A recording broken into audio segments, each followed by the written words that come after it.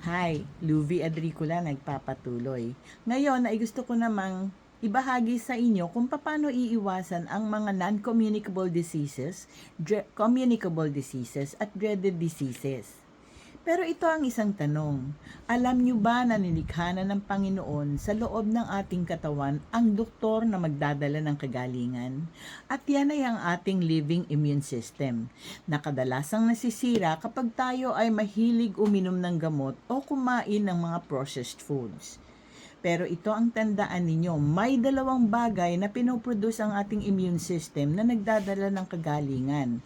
At ito ay ang probiotic bacteria at white blood leukocytes na natural na inilalabas ng ating katawan kapag tayo ay nagkakasakit ng maramihan para sa isang dahilan na tanging Diyos ang nakakaalam. At maaari natin itong matutuhan sa pag-aaral ng salita ng Diyos.